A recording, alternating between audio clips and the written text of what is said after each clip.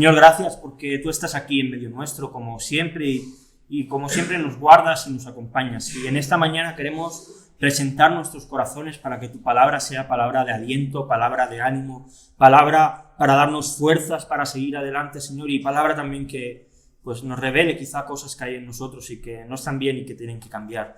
Gracias porque sabemos que tu palabra es viva y eficaz y te rogamos que ella haga hoy su tarea y su misión en nuestras vidas, en nuestros corazones, acercándonos a esa meta gloriosa que es ser como tú, Señor. Queremos parecernos a ti y queremos que tu palabra nos moldee y nos vaya trabajando y haciéndonos pues llegar a ese propósito final. Amén. Amén. Se está acabando el año y ahora pues en estos días toca comer turrones, comer polvorones, brindar con cava. Toca volver a pensar en los propósitos que el día 3 de enero pues, dejamos atrás y nos habíamos propuesto el día 1. Hay algunos que se proponen empezar a estudiar inglés, quizá, otros que se proponen ir al gimnasio, empezar a perder un poco la barriguita esta que se nos ha ido poniendo grande durante el año. Otros pues, que quizás se proponen pues, dejar de fumar, empezar a preocuparse más por la gente. Y hay otros que cada lunes deciden ponerse a dieta y el martes pues ya dejan la dieta y vuelven a sus antiguas maneras de comer. La realidad es que el ser humano es normal y muy a menudo nos hacemos propósitos y a veces tan rápido los hacemos como los rompemos. Creo que esto nos pasa a todos. Nos cuesta ser constantes en las cosas. A veces nos cuesta mantener la disciplina de leer la Biblia y orar cada día. A veces nos cuesta pues hacer cosas que nos proponemos y que deberían ser habituales, pero que acabamos dejando. Y yo me preguntaba, ¿por qué nos cuesta tanto? ¿Por qué nos cuesta tanto cumplir y llevar a cabo aquellas cosas que nos proponemos, los retos quizá que nos ponemos por delante? Y creo que a veces pasa esto, porque tenemos la mirada puesta en sitios incorrectos. Miramos a lugares que no nos ayudan a cumplir el propósito que tenemos. Yo no sé cuántos de vosotros os consideráis que sois deportistas. ¿Alguno se considera que es deportista? Que levante la mano. Yo no. Ninguno. Vamos a seguir hoy con la carta de Hebreos. Y el autor de Hebreos hoy nos va a decir que todos nosotros sí que somos deportistas. Que todos nosotros estamos en una carrera. Que todos nosotros estamos corriendo. Así que vamos a ir al capítulo 12 de Hebreos. Y leeremos los versículos 1 y 2. Hebreos 12 del 1 al 2. Texto conocidísimo. Yo creo que casi lo podríamos citar de memoria. Pero vamos a leerlo, no sea que nos dejemos alguna parte y desvirtuemos un poco la palabra. Hebreos 12, versículos del 1 al 2.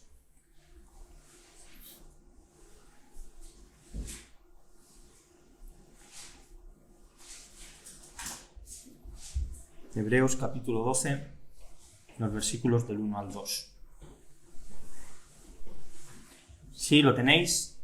Dice así: Por tanto, nosotros también, teniendo en derredor nuestro tan grande nube de testigos, despojémonos de todo peso y del pecado que nos asedia, y corramos con paciencia la carrera que tenemos por delante, puestos los ojos en Jesús, el autor y consumador de la fe, el cual por el gozo puesto delante de él, sufrió la cruz, menospreciando el oprobio, y se sentó a la diestra del trono de Dios. Amén. La verdad es que este es un texto potente y profundo, un texto que debería servirnos de ánimo en toda nuestra vida, en nuestro día a día. Así que, ¿qué os parece si nos metemos dentro de él y vemos cómo el Espíritu Santo nos anima a correr una carrera con un destino claro? Y el texto empieza diciendo, por tanto, nosotros también. Y él nos está hablando de algo que él ya ha hablado anteriormente y lo que quiere es que nosotros podamos sentirnos identificados con lo que él ha dicho. Y para entenderlo tenemos que ir a los últimos versículos del capítulo 11, cuando dice, y todos estos, hablando de aquellos héroes de la fe que vimos hace unas semanas, aunque alcanzaron buen testimonio mediante la fe, no recibieron lo prometido, proveyendo Dios alguna cosa mejor para nosotros, para que no fuesen ellos perfeccionados aparte de nosotros. Pero no solo esto, tenemos que ir también al final del capítulo 10, donde el autor de Hebreos decía, pero nosotros no somos de los que retroceden para perdición, sino de los que tienen fe para preservación del alma. El autor quiere que nosotros, que sus oyentes, sus lectores, se sientan identificados con todos esos héroes de la fe que había hablado. Yo veo el capítulo 11 y veo a hombres y mujeres y sinceramente me siento muy lejos de ellos. Veo que hablan de Moisés, de Noé, los veo como años luz de donde yo estoy. Pero nosotros también estamos llamados a ser héroes de la fe, a ser personas que vivan una vida de fe verdadera. Como ya dijimos, la palabra fe también se puede traducir, su original, por fidelidad. Y es que estos hombres y mujeres alcanzaron un buen testimonio porque ellos fueron fieles a Dios durante toda su vida. Incluso cuando no recibieron aquello que Dios les había prometido que les iba a dar, ellos siguieron siendo fieles. Y creo que esto es lo que Dios nos está llamando a que cada uno de nosotros seamos. El autor de Hebreos nos va a decir cómo tiene que ser nuestra vida como cristianos, cómo tenemos que vivir, cuáles tienen que ser nuestras prioridades. Y lo hace por medio de ejemplos, como Abraham, como Noé, como Rahab, que aunque las circunstancias eran difíciles, ellos permanecieron siendo fieles a Dios. Que aunque las promesas que Dios les había dado quizá no las llegaron a ver cumplidas de todo, ellos no dejaron de ser fieles. Y creo que nosotros podemos ser como ellos. Que este tiene que ser nuestro deseo. Ser recordados también como héroes de la fe, como héroes de la fidelidad a Dios. Hoy en día la fidelidad está muy poco de moda. Ya ni en el matrimonio, que parece que era el lugar donde más fiel se era, ya ni siquiera ahí se es. Vemos como cada vez hay más divorcios. Y Dios nos llama a ser fieles a nuestra pareja, a nuestra familia, a nuestra iglesia, pero sobre todo serle fieles a Él. Este es el llamamiento supremo. Y el texto continúa diciendo, teniendo en derredor nuestro tan grande nube de testigos. Y aquí la pregunta sería, ¿quién es esta gran nube de testigos de la que el autor del texto habla? Podríamos pensar, y quizás si respondemos rápido, pensaríamos pues que es nuestra familia, ¿verdad?, que está alrededor nuestro, nuestros amigos, nuestros compañeros de trabajo, nuestros conocidos. Al final ellos son testigos de lo que nosotros hacemos en nuestro día a día. Pero el autor nos está refiriendo a ellos, aunque quizá podríamos utilizarlo como una aplicación para nosotros. Pero no es lo que el texto dice. Esta gran nube de testigos son los héroes de la fe que él ha presentado en el capítulo 11. Yo sé que, y lo he dicho alguna otra vez, que no es una iglesia muy futbolera. A mí me gusta mucho y yo jugaba y yo era muy malo. Yo corría, pues hacía lo que podía, pero era muy malo jugando. No es un don que Dios me haya dado. Pero si os habéis fijado ahora que está el Mundial en juego y los países están jugando por ver quién es el mejor, en la grada siempre hay exfutbolistas, grandes futbolistas que fueron famosos y que van a ver a los futbolistas actuales cómo juegan. Imagínate por un momento que eres tú el que salta a jugar. Y si eres un poco competitivo, yo sí que soy competitivo, se me da mal, pero soy competitivo, cuando sales a jugar vas a correr, vas a luchar, vas a dar todo para que tu equipo gane, para hacer las cosas bien. Pero imagínate que no solo vas a jugar, sino que encima tienes a Pelé, a Maradona, a Di Stéfano, a los más grandes futbolistas viéndote. Es una motivación extra para hacer bien las cosas. Nos dejaríamos la piel, la cabeza, dejaríamos todo nuestro cuerpo para no quedar en ridículo delante de los mejores de la historia. Pues exactamente igual es esta grande nube de testigos que nos está observando. No son aquellos que tenemos en la tierra, son los héroes de la fe, son los que Dios pone como ejemplo de personas que vivieron por Él. Y desde el cielo, ellos ven nuestras buenas obras. Ellos están viendo cada acción que nosotros hacemos. Y nosotros tenemos en la Biblia las buenas acciones que ellos hicieron. Hablo de gente como Noé, como Moisés, como Abraham, como Gedeón, como David, como Ruth. Gente también del Nuevo Testamento, como Pedro, como Juan el Bautista, como Pablo, como Esteban. Gente también que a lo largo de la historia ha marcado hitos en la historia de la Iglesia, quizá como Lutero, como San Francisco de Asís, como Calvino, como Wesley, como Spurgeon, como Whitefield, pero también personas cercanas a nosotros, como lo fue en su día Trini, como lo fue en su día Paco, que ya no están entre nosotros, pero que marcaron nuestras vidas, marcaron este pueblo. Y hoy ellos nos miran y ven cómo nosotros intentamos imitar su ejemplo. Gente que sin importar sus circunstancias, sus enfermedades, su dinero que tenían, las pruebas, pero fueron fieles hasta el final. Se mantuvieron fieles a Dios durante toda su vida. Ellos forman esta grande nube de testigos que están observando nuestra vida y que nos tienen que servir también de motivación para que nuestra vida sea una vida llena de fe, Una vida de los que no retroceden para perdición, sino que van adelante, que no se paran, que no se detienen. Y ojalá sea así, porque creo que después de que el escritor nos haga sentir identificados, y espero que así sea, que todos nos hayamos metido ya y digamos, vale, estamos todos juntos en este camino.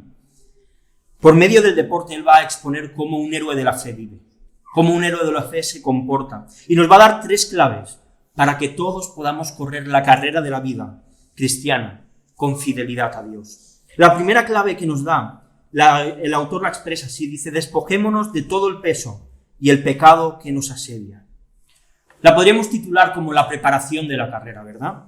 Si habéis visto alguna vez las Olimpiadas, yo creo que todos alguna vez, aunque sea en las noticias, lo hemos visto, en las competiciones de atletismo hay diferentes tipos, pero básicamente se dividen en 2, las que son de correr, las de velocidad y las de resistencia. Las de velocidad son recorridos cortos, 100 metros, 200 metros, las de resistencia son mucho mayores, 1500, 5000, 10.000 o hasta una maratón. Pero cuando los vemos cómo se preparan, los que van a correr en carreras de velocidad llevan maillots súper ajustados, que no dejan nada a la imaginación, se marca absolutamente todo, van totalmente depilados, los brazos, las piernas, todo, y es lógico, porque esas carreras se deciden por milésimas de segundo. Cuanto menos rozadura al aire haya, más rápido van a ir, así que es normal que lleven ropa muy ceñida, totalmente depilados, para que ni siquiera el pelo les afecte a la hora de correr. En cambio, cuando vemos a los corredores de larga distancia, ellos suelen llevar un pantalón corto, una camiseta más o menos holgada, porque tiene que ser cómoda y porque incluso si llevasen ropa muy ceñida, les podría acabar causando alguna rozadura, alguna lesión, algo que les impidiese correr de manera correcta. Y la verdad es que la carrera en la vida cristiana es exactamente igual. Tenemos que llevar un atuendo, una ropa adecuada para poder correr. Nadie que quiera correr y competir se pondría unos pesos en las piernas. Esto puede servir para entrenar, para fortalecer las piernas, pero en el momento de la competición nadie llevaría una mochila a sus espaldas que le impidiese correr.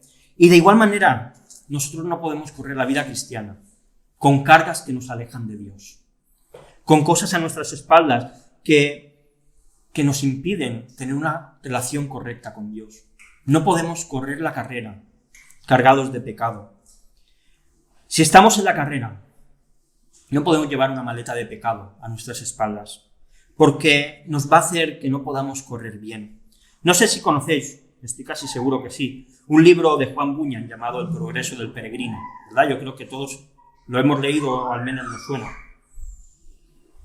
Este libro narra la historia de un hombre llamado Cristiano, y el protagonista llega a un momento en que sube a un monte y se encuentra con la cruz.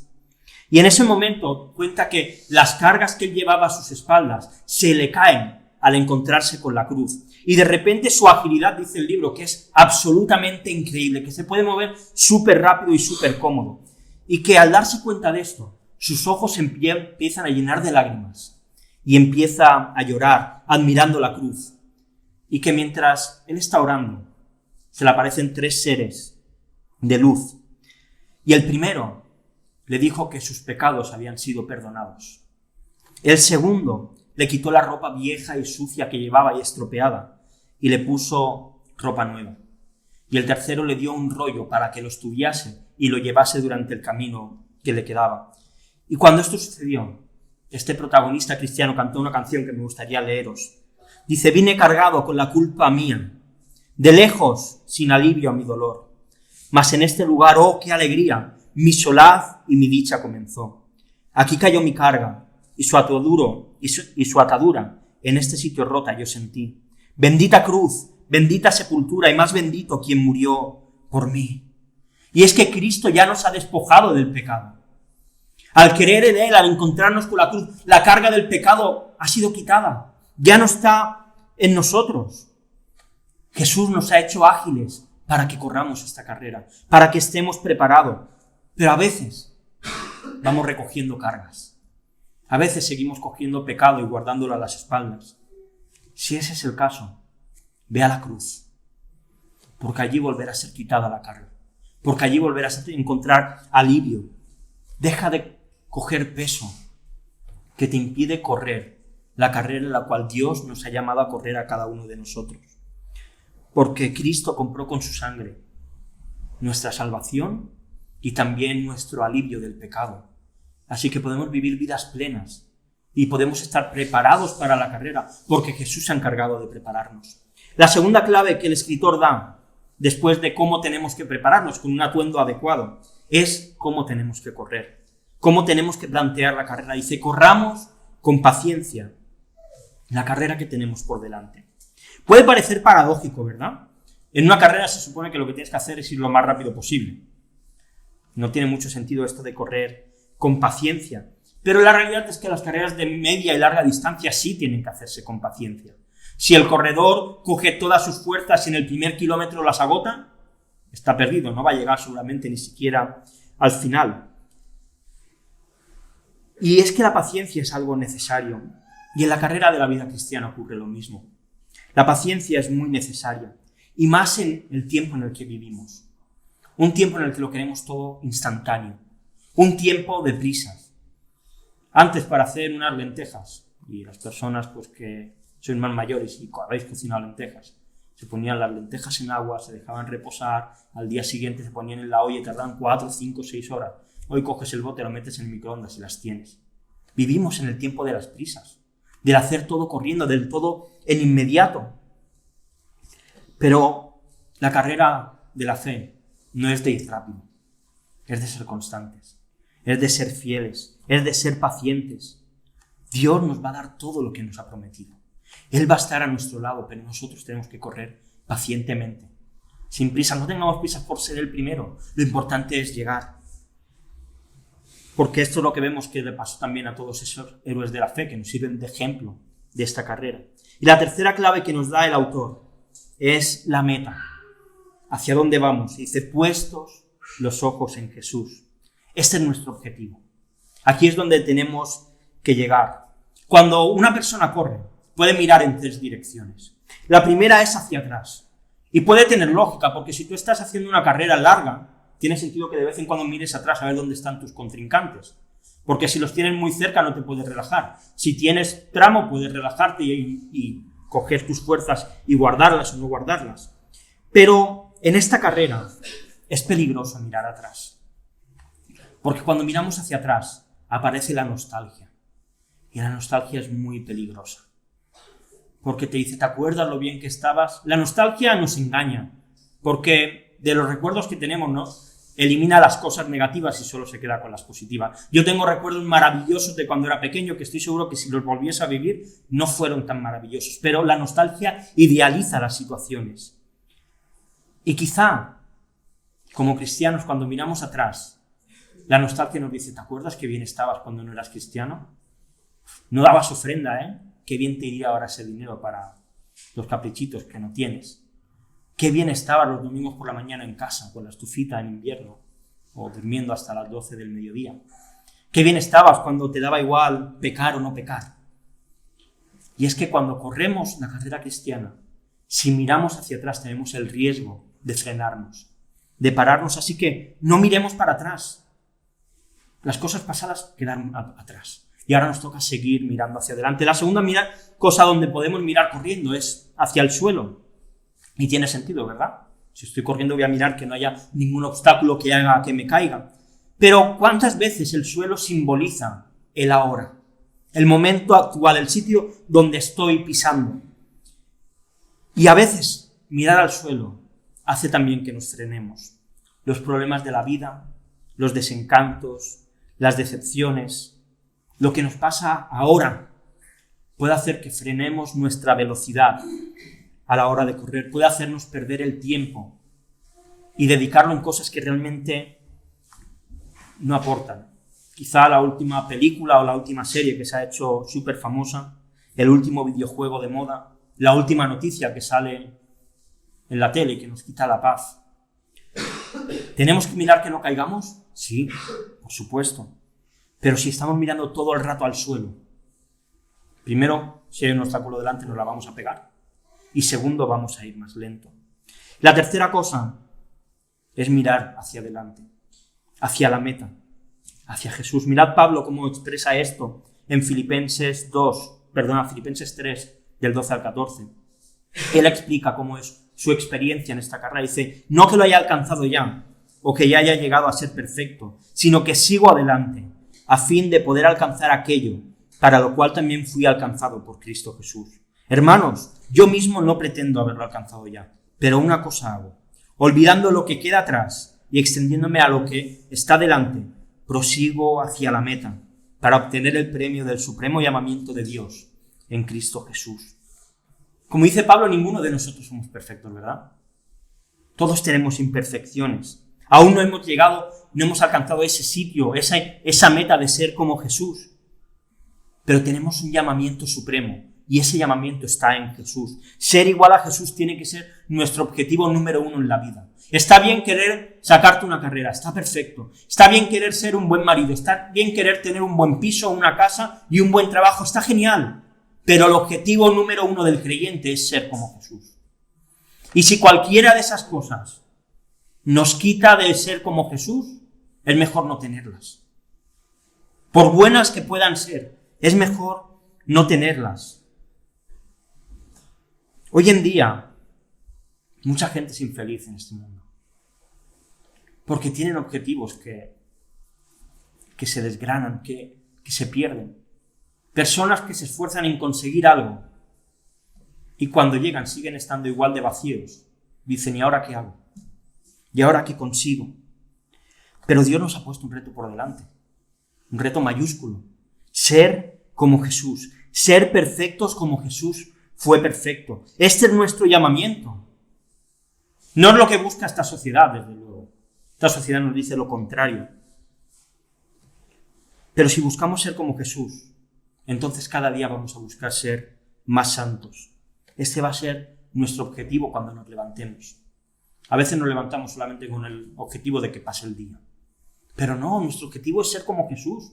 Es demostrar el amor de Jesús a las personas. Es hablar de Jesús a otros.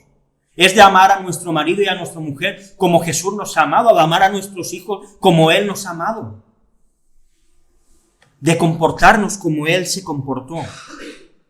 De no mirar atrás, sino que nuestra mirada solamente esté puesta en Jesús, en ninguna otra cosa. Esta es nuestra esperanza.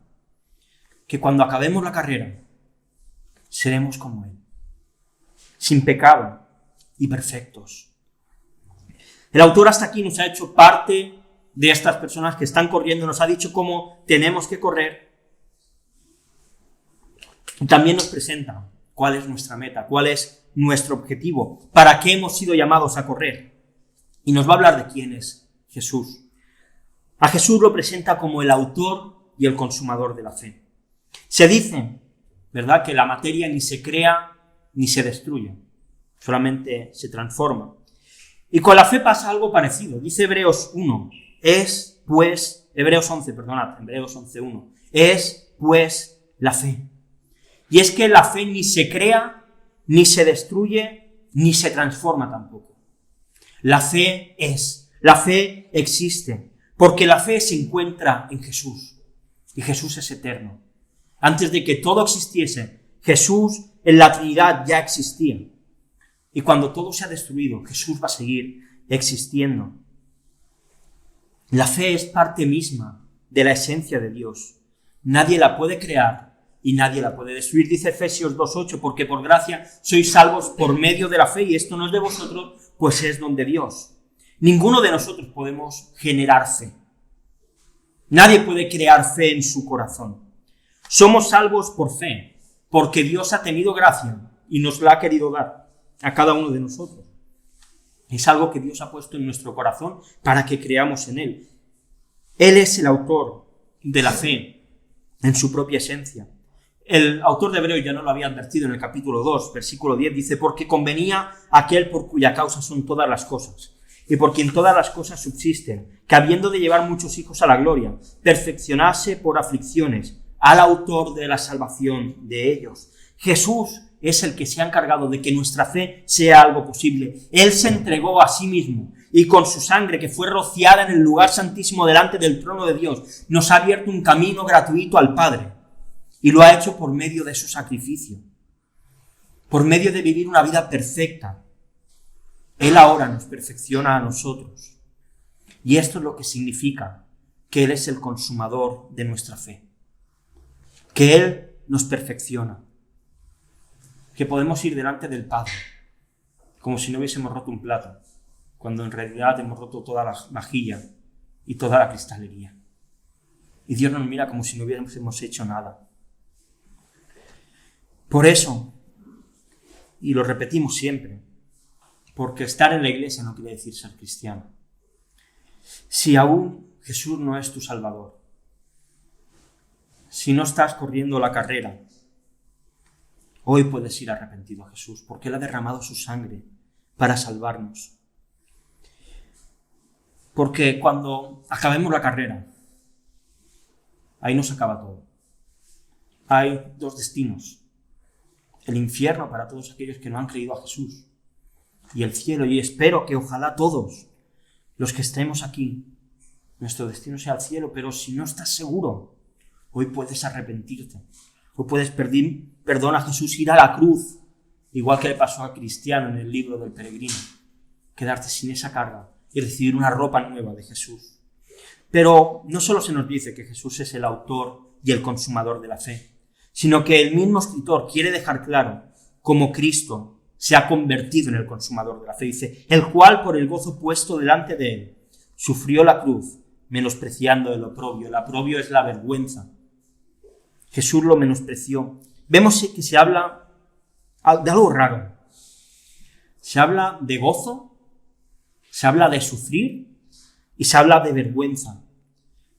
Parece difícil juntar estas tres palabras y que tengan un sentido positivo de todo. Pero lo cierto es que Jesús sufrió la cruz porque había un gozo mayor que él iba a obtener. Su sufrimiento le iba a dar un gozo mayor que el que él tenía en ese momento. Él menospreció la vergüenza para hacerse como uno de nosotros.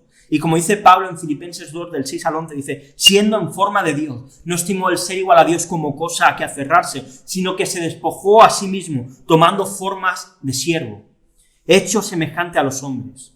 Dice, y estando en condición de siervo, se humilló a sí mismo, más aún, haciéndose obediente hasta la muerte, y muerte de cruz. Aquí está el sufrimiento, y ahora viene el gozo, por lo cual Dios también lo exaltó. Es decir, lo puso en lugar alto, hasta lo sumo, y le dio un nombre que es sobre todo nombre, para que en el nombre de Jesús se doble toda rodilla de los que están en el cielo, es decir, los ángeles, en la tierra, es decir, todas las personas, y debajo de la tierra Satanás y el resto de demonios se van a doblar su rodilla delante de Jesús y va a confesar que Jesucristo es el Señor para darle la gloria a Dios Padre. Este era el gozo por el cual Jesús no le importó sufrir todo lo que sufrió, porque iba a recibir algo mayor. Jesús no le importó hacerse un humano. A Jesús no le importó subirse a la cruz para que el Padre cumpliese lo que le había prometido, que iba a ser glorificado, que por medio de él todas las criaturas del universo y de la historia le iban a dar gloria a Dios Padre. Tanto salvos como condenados, todos, llegará el día en que se doblen delante de Jesús le digan, tú eres el Señor, tú eres el Dios verdadero. Y el texto acaba diciendo que se sentó a la diestra de Dios. Y comieron, y fueron felices, y comieron perdices, podríamos decir. El final de la película es un final feliz. El final de la carrera es un final feliz. El siervo se convierte en rey. Desde la Trinidad, desde la eternidad, la segunda persona de la Trinidad, el Hijo, nunca dejó de ser rey. Él siempre había estado reinando. Pero tras su humillación, llega el momento de la entronización. Jesús recupera la gloria que él había tenido antes de humillarse al convertirse en un ser humano, antes de su encarnación, antes de su crucifixión. Pero aún mayor, ahora está a la diestra del trono de Dios, gobernando sobre toda la creación. Cuando alguien nos pregunte quién gobierna sobre la tierra, algunos dicen que es Satanás, eso es mentira. Jesús es el que gobierna sobre la tierra. Dios le ha permitido a Satanás cierta actividad y él hace sus planes para intentar destruir los planes de Dios, pero siempre va a fracasar porque Jesús ya venció en la cruz a todo poder maléfico. Y al que está ahora sentado en el trono, a la diestra del trono de Dios, es mayor, porque es el Dios hombre. Es el que creó todo. es verdad, pero también es el que se compadece de nuestras debilidades porque Él ha pasado por lo mismo. Es el que forma parte de la Trinidad, pero es el que vino a rescatarnos. Es el Todopoderoso del universo, pero que está accesible para que nosotros podamos ir a Él, a hablarle, a pasar tiempo con Él. Nos ha abierto la puerta para invitarnos a disfrutar del trono y poder hablar con Dios. Podemos ir al trono. Ahora bien, la pregunta es, ¿vamos a aprovechar la invitación o la vamos a ignorar? ¿Vamos a ir delante de Dios cada día? ¿O vamos a irnos a otros palacios? Quizá placenteros un poco, pero que lo único que van a hacer es que dejemos de correr. Es que nos frenen en nuestra carrera. Correr es cansado. Y Jesús nos ofrece su trono para ir a beber agua, para ir a comer pan, para encontrar el descanso que necesitamos para poder seguir corriendo. No desaprovechemos la ocasión que Él nos da. Y quiero acabar ya. Somos deportistas, al menos espirituales. Estamos en una carrera. Nuestra vida es una carrera. Y tenemos que estar preparados para correrla. Hay otros que ya han corrido la carrera antes que nosotros. No es imposible. Hay otros que además conocemos, que ya han llegado a la meta. Y sabemos que es posible llegar. Y nos tienen que servir de ejemplo y de ánimo para correr. Y es verdad, la carrera es larga. Es verdad, la carrera es difícil. Hay muchas dificultades. No añadamos más, recogiendo pecado y cargándolo en nuestra espalda. Huyamos de él. Quitémonos los pesos que a veces nos ponemos sobre nosotros y que nos impiden correr. Seamos pacientes, como lo fueron aquellos héroes de la fe. Incluso algunos ni siquiera llegaron a ver aquello que Dios les había prometido. Pero no dejemos de mirar a la meta, a Jesús. No dejemos de mirar hacia adelante.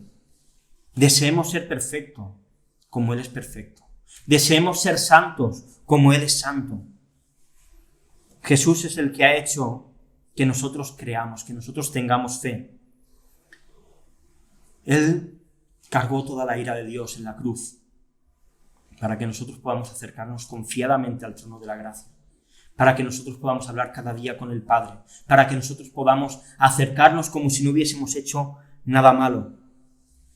Y además asegurándonos una promesa maravillosa, que durante la eternidad estaremos con Él. En un lugar donde ya no habrá dolor, donde ya no habrá llanto, donde no habrá enfermedad, donde no habrá problemas, donde no habrá pecado. Pero tenemos que llegar a la meta. Vamos a orar. Señor, gracias porque tú nos has llamado a correr. Y es verdad que tantas veces nos cuesta, que tantas veces cogemos peso que no necesitamos, que tantas veces nos cargamos de pecado y esto nos separa de ti. Señor, danos fuerzas para correr. Ayúdanos a recordar a los que corrieron antes que nosotros y que nos sirven de ejemplo, a todas esas personas que ya han llegado, que ya están contigo, Señor. Ayúdanos a que nuestra mirada esté puesta en la cruz, a que nuestra mirada esté puesta en ti, Jesús. Ayúdanos a no mirar atrás y que la melancolía nos atrape. Ayúdanos a no frenarnos mirando en el momento en el que vivimos y olvidando que tenemos una meta a la que llegar. Y ayúdanos, Señor, a correr juntos. No tiene sentido correr separados porque nos vamos a caer y vamos a necesitar que nos levanten. Ayúdanos a correr juntos, Señor. Y gracias porque tú eres el que nos perfecciona, porque tú no dudaste en dejar tu gloria en el cielo para hacerte como uno de nosotros y humillarte hasta lo máximo. Y estamos deseando, Señor, que llegue ese día en el que toda la creación se doble delante tuyo y te reconozca como Señor. Queremos que llegue ese momento en el que todo el mundo te reconozca como el único Señor y que el Padre sea glorificado a través tuyo. Gracias por estar con nosotros, Señor, y bendice lo que nos queda de reunión. Bendice nuestras canciones, la Santa Cena, las ofrendas, todo, Señor. Queremos hacerlo todo para tu gloria. Queremos seguir corriendo y no frenarnos. Amén.